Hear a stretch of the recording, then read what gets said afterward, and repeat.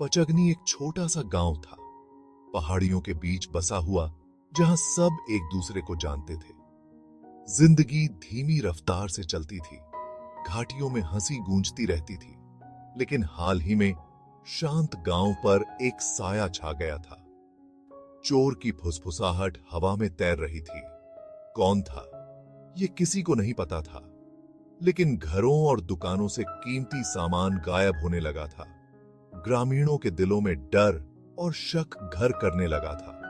गांव का दुकानदार अमान अपनी ईमानदारी के लिए जाना जाता था। वह एक छोटी सी दुकान चलाता था, जिसमें रोजमर्रा की जरूरत की चीजें मिलती थीं। लोग अमान पर भरोसा करते थे। वह नेक और दयालु था, लेकिन हाल ही में अमान परेशान था। उसकी दुकान से पैसे गायब होने लगे थे। पहले तो उसने इसे एक गलती समझकर नजरअंदाज कर दिया, लेकिन जब ऐसा बार बार होने लगा तो उसे समझ आ गया कि कुछ गड़बड़ है। अमान ने अपने हिसाब किताब को बहुत ध्यान से चेक किया। उसने एक एक रुपए, एक एक पैसे का हिसाब लगाया। कोई गलती नहीं थी, कोई उससे चोरी कर रहा था। यह एहसास उसे बिजली की तरह लगा। उसने धोखा महसूस किया। यह कौन हो सकता है?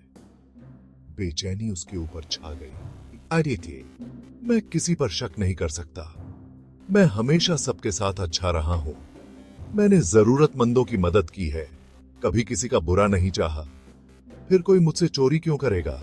यह सोच उसे अंदर ही अंदर खाए जा रही थी।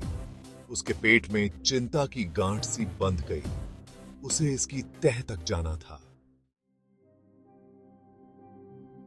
अमान ने अपने पुराने दोस्त अहमद को दिल की बात बताने का फैसला किया। अहमद एक बुद्धिमान बूढ़ा आदमी था। उसने अपनी जिंदगी में बहुत कुछ देखा था। जब अमान ने अपना दिल खोलकर रख दिया, तो उसने धैर्य से उसकी बात सुनी। अमान ने उसे गायब पैसों के बारे में बताया। उसने अपनी उलझन और डर का इजहार किया। अहमद, मुझे नहीं पता कि मैं क्या करूं। मेरी दुकान से पैसे गायब होते रहते हैं। मैं खोया हुआ और डरा हुआ महसूस कर रहा हूं। अमान, कभी कभी चोर हमारे सोच से भी ज्यादा करीब होता है। यह कोई ऐसा व्यक्ति हो सकता है जिस पर आप भरोसा करते हैं, कोई ऐसा व्यक्ति जो आपकी दुकान को अच्छी तरह से जानता हो। अमान चौंक गया। क्या अहमद सही हो सकता है? उस रात अमान ने नजर रखने का फैसला किया। उसने अपनी दुकान बंद करने का नाटक किया। उसने लैंप बुझा दिया, जिससे कमरा अंधेरे में डूब गया। वह एक कोने में छिप गया। उसका दिल जोरों से धड़क रहा था। वह धैर्यपूर्वक प्रतीक्षा करता रहा। उसकी आंखें धीरे धीरे अंधेरे की आदी हो रही थीं। घंटे बीत गए। जब अमान उम्मीद हारने ही वाला था कि तभी उसे एक आहट सुनाई दी। दरवाजा खुलने की हल्की सी आवाज, एक परछाई दुकान में घुस गई। अमान ने अपनी सांस रोक ली। उसका दिल तेजी से धड़क रहा था। उसने देखा कि परछाई गल्ले की ओर बढ़ रही है। अमान का खून सूख गया। उसने उस आकृति को पहचान लिया। यह उसका अपना छोटा भाई अली था। अली, तुम यह क्या कर रहे हो? अमान को गुस्सा और विश्वासघात का तूफान आ गया। वह अपने छिपने की जगह से बाहर आ गया। गुस्से से उसकी आवाज कांप रही थी। अमान, मैं समझा सकता हूं। अली डर के मारे पीछे हट गया। जो पैसे उसने अपने हाथ में पकड़े थे, वे गिर गए। उसने अपने भाई को देखा। उसका चेहरा पीला और उतरा हुआ था। उसके चेहरे पर शर्म और ग्लानि साफ झलक रही थी। वह रंगे हाथों पकड़ा गया था। कोई रास्ता नहीं बचा था। रंगे हाथों पकड़ा के मैं इसे अब और अंदर नहीं रख सकता। मैं जुआ खेल रहा था अमान। मैंने बहुत पैसे गंवा दिए। मैं कर्ज में डूबा हुआ हूं। अली के चेहरे से आंसू बहने लगे जैसे ही उसने सब कुछ कबूल कर लिया।